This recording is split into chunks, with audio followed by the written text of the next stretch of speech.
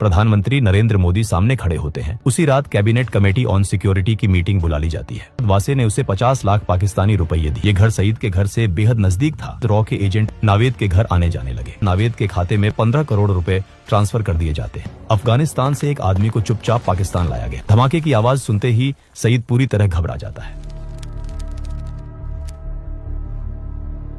नवंबर 2019 में प्रधानमंत्री आवास के बाहर सुरक्षा असाधारण रूप से कड़ी थी। आधी रात को एक गाड़ी अंदर दाखिल होती है। गाड़ी से उतरते हैं रॉ चीफ सामंत गोयल। उनके हाथ में एक मोटी फाइल होती है जिस पर लाल अक्षरों में लिखा होता है कॉन्फिडेंशियल। करीब 15 मिनट इंतजार के बाद कमरे का दरवाजा खुलता है। प्रधानमंत्री नरेंद्र मोदी सामने खड़े होते हैं और पूछते हैं कि इतनी रात को आने की क्या जरूरत पड़ गई। सामंत गोयल कहते हैं, सर, हमने हाफिज सईद को ढूंढ लिया है। हफीज सईद 26 नवंबर का मास्टरमाइंड, जिसके वजह से मुंबई में की मासूम लोग मारे गए थे। हफीज सईद का नाम सुनकर प्रधानमंत्री ने तुरंत एक मीटिंग बुलाई। उसी रात कैबिनेट कमेटी ऑन सिक्योरिटी की मीटिंग बुला ली जाती है।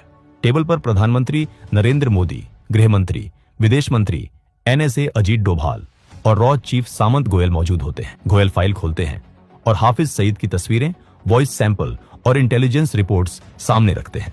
वो बताते हैं कि अब UN में गुहार लगाने या अमेरिका से पाकिस्तान पर दबाव बनाने का समय निकल चुका है।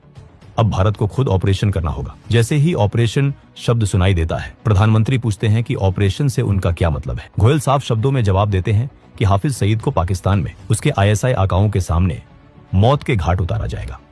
मीटिंग में बैठे अजीत डोभाल कुछ पल सोचते हैं और फिर कहते हैं कि सईद को मारने का इससे बेहतर मौका शायद दोबारा नहीं मिलेगा। ये कहते हुए वो प्रधानमंत्री की ओर देखते हैं और हल्के से सिर हिला देते हैं। कमरे में फिर सन्नाटा छा जाता है। कुछ सेकंड बाद प्रधानमंत्री मोदी कहते हैं कि ऑपरेशन को आगे बढ़ाया जाए। इसी पर 26/11 के बाद पहली बार एक अधूरी कसम ने आकार लेना शुरू किया। इसी कसम का नाम था ऑपरेशन अलविदा।